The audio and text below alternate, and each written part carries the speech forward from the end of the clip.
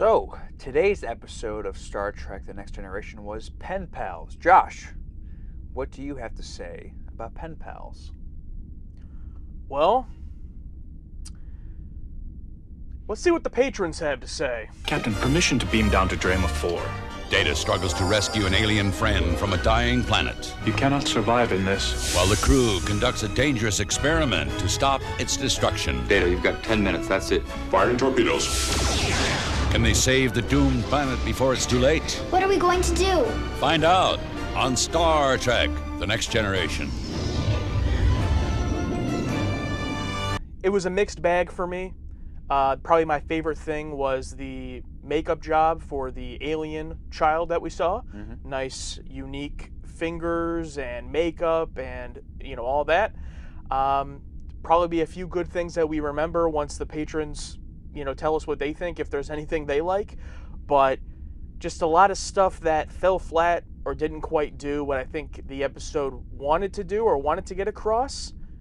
But what's up with the no score, man? Yeah, it was like oddly silent, and like this episode, I don't think we need to start from beginning to end and break it down scene by scene. So I'm kind of just going to throw out all my thoughts as they come across. But yeah, the alien makeup job was just great. I can see why they came up with the canon excuse why the parents left and the girl stayed behind, because like that makeup job was just fantastic. The fingers from the face, the coloration, everything was just great. I'm like, it would probably cost way too much and take too much time to have more than one looking like that. And we didn't even see it until like 30 minutes in, because like the odd thing about this episode, it's just like 30 minutes on the Enterprise, just walking down the hallways. And that's it. I mean, that's fine, but it's almost kind of weird because they keep talking about this species and this planet, like, oh, we got to do something about this uprising and all the, all this shit. Like what species? What?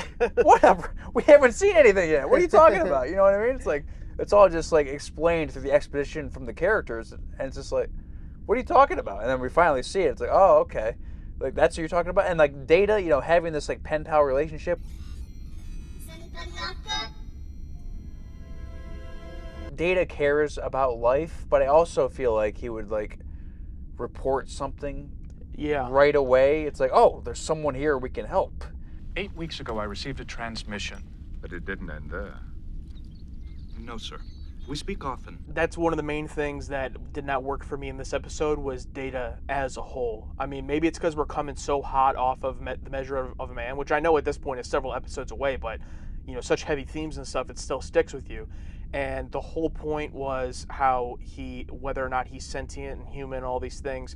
And now in this episode, if I had never seen the show before, I wouldn't have even known he's an android. He just acts like a human in this episode. I mean, I understand he might be able to have, an understanding that saving a child is the right thing to do, or saving a human race, whatever it is. I can understand that maybe a machine, not necessarily empathy or guilt or anything, but maybe can understand why something is the right thing to do. I guess, but he just does things and acts as a human with emotions. And one of my biggest praises after watching The Measure with a Man is like, oh, I'm so glad that Data's having these little moments of character growth without fully jumping into, oh, he's just a human, basically.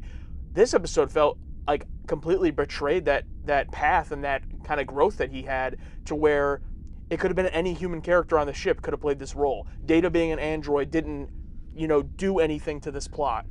Yeah, I feel like Measure of a Man definitely added to his character development, but he's not like, he hasn't gotten it figured out yet. Yeah. And I will agree, it's like, not every episode needs to have the Data not understanding human, human language or human humor. Like, but it's hard to find that balance, I guess. But I guess I will agree, it's like, he didn't feel like 100% like Data, I guess.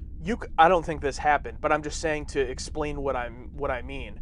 You could tell me that this episode was written with Troy in the spot of Data's character in this episode, and then they decided, oh, well, Data's really hot right now, he's the popular character right now, throw him in there, and just didn't care that it didn't make sense. Like, that's how it felt. Nothing about the episode made me think, oh, it makes sense that this is Data.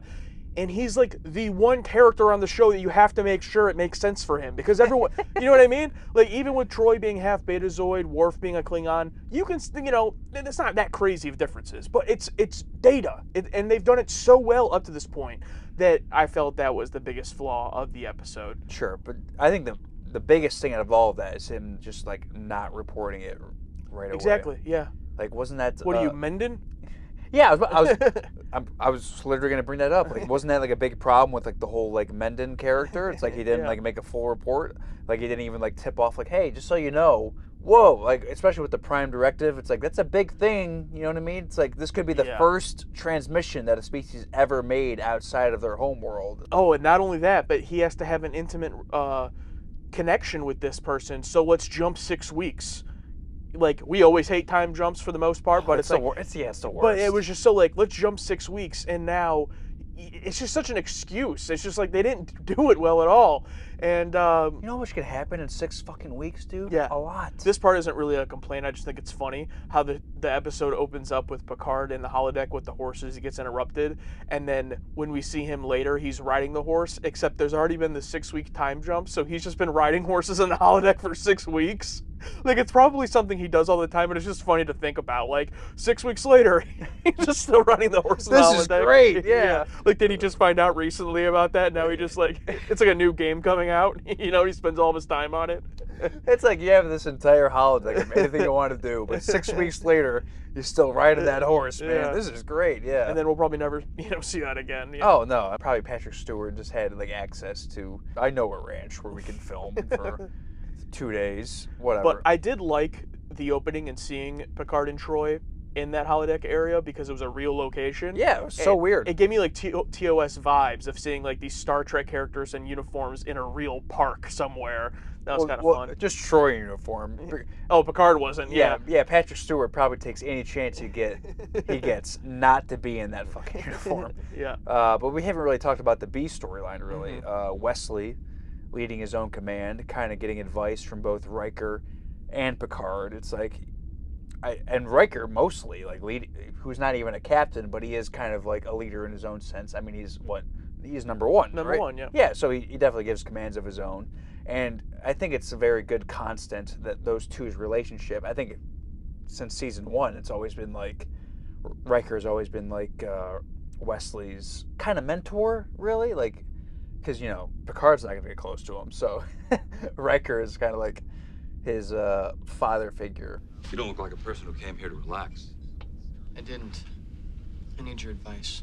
It just makes me want like a Starfleet show about a kid coming up through the ranks. Yeah, I think the B story was honestly the saving grace of this episode. I liked it mostly. Will Wheaton was good in it. The side characters, they weren't like, exceptional or anything, but it was nice to meet new people with new names and stuff. Yeah, I'm glad they weren't like overly ridiculous. Yeah. It's like, oh, I'm gonna listen to some kid. Oh, didn't your mom get fired? Or she took another job. Wesley walking down the hallway with Riker and Troy and getting like advice from them.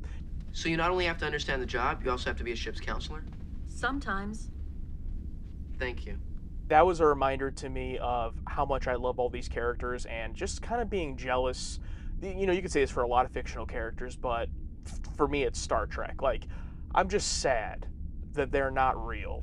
That they're not real characters, or you know what I mean? And like, I'll never be able to just like be part of this family. Like, the closest that you get is watching the show and like trying to feel like you're part of it. You know what I mean? Like, you just want to like be there and be like, oh, just walk down the hallway and talk to Riker and Troy. You know, like.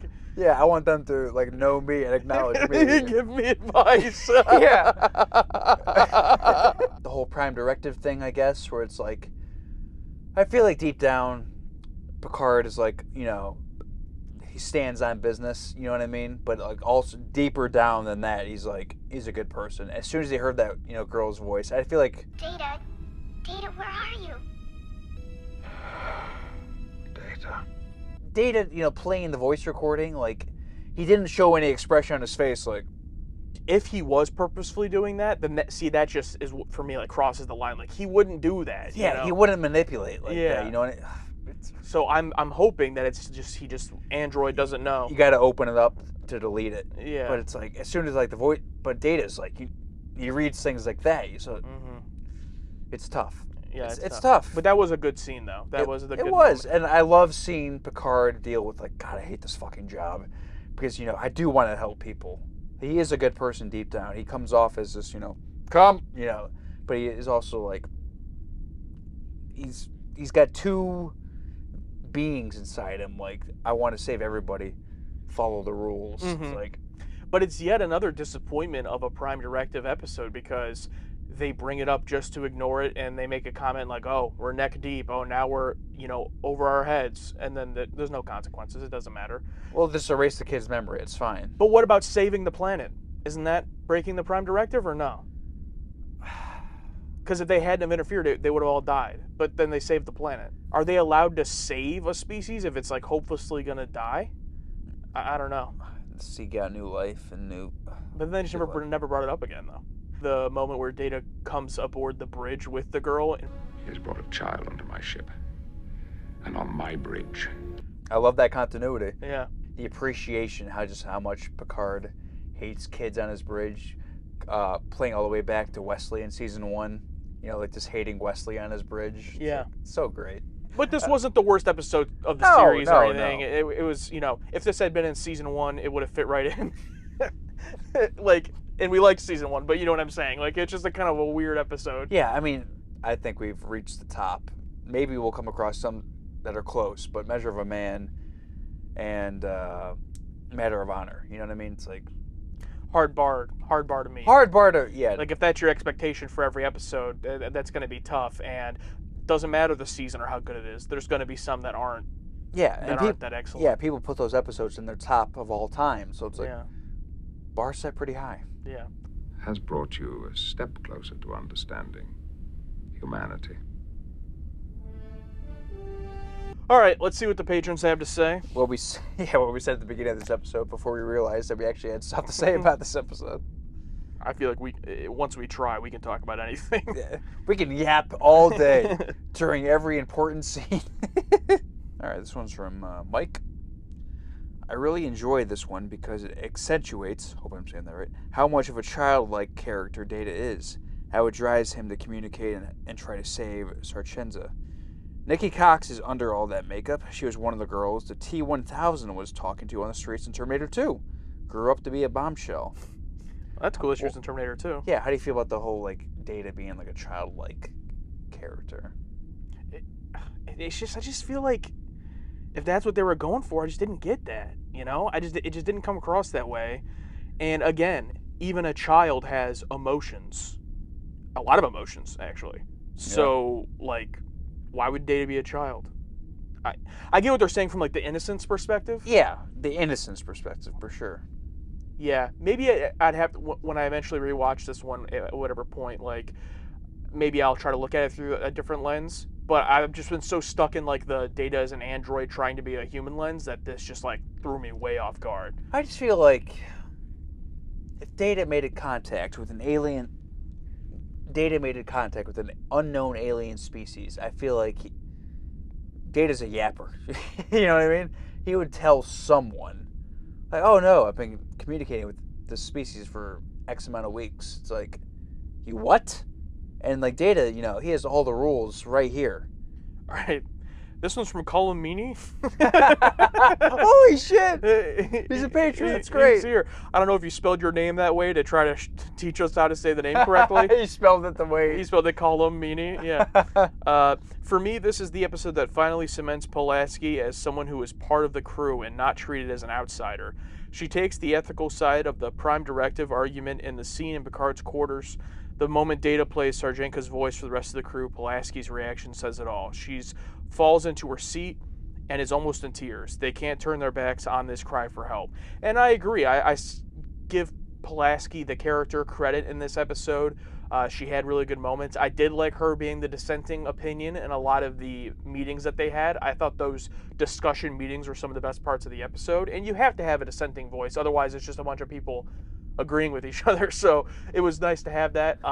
And then the moment with Data, where she's erasing the girl's memories and Data's upset about it. And she's like, well, you'll have the memories. So that was nice of her. So yeah, I agree. She's still not, like, I don't consider her like I consider fucking Cole Meany more of a member of the crew than her at this point. I do, yeah, same here. It's tough because she's female bones. You know what I mean? Like, take away all the stuff about like her like picking on Data. You know, it's like she's female bones. You know what I mean? Like the whole like human side of it. You know, it's it's same character almost. Is there anything wrong with that though inherently, or just the way they do it? The fact that they're both the Doctor character. You know, it's just like it's obvious. Same color eyes. You know, you know what I mean? It's like she almost seems like a descendant of Bones. You know what I mean? It's like I wish there was, besides picking on the android, which also is a fucking thing of Bones picking on the fucking the Vulcan. You know what I mean? It's like I need a little something different to set her apart. Like, I don't know, but I do like the slight, not acceptance today, but hey, you'll remember it. But expressions say because you'll remember everything because you're an android. I feel like that was a cut scene. It's like they almost had to stop Diana. Diana, you don't need to say that. That wasn't in the script. Now, this one's from Glenn. Belinda Snodgrass was the go-to Data writer, just as DC Fontana was the go-to Spock writer. Oh. Nice. That's interesting. Well, she must have been off today.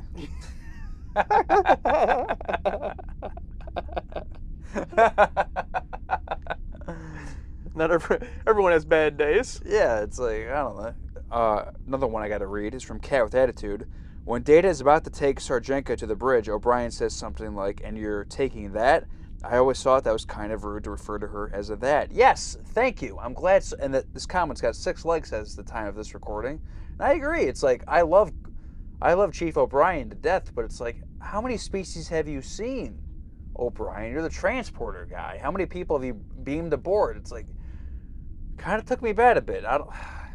Like, I have to look up the writer for this episode, but I'm hoping there's some lore, something where it's like Cole Meany looked at that writing like, I wouldn't say that. I work for fucking Starfleet. You know how many people I beam aboard this? I think it's just a good example that we will give credit to characters we don't like when they are good, and we will criticize characters we love when we don't like what they do. Yes, I love that character to death, but I don't agree with what he said there. That's garbage. All right, well, speaking of him, this is one from Thicket Dweller. I have always liked the way O'Brien fell asleep in the corner for 30 seconds or so. When Riker comes in and takes over the transporter, and he's like, I'll just be sleeping over here. And then afterwards, he's like, I just woke up. That was great charisma. In my own headcanon, Chief O'Brien is the only one that works the transporter. So he's working 24 hours a day. So when he finally got a break, he was able to fall asleep.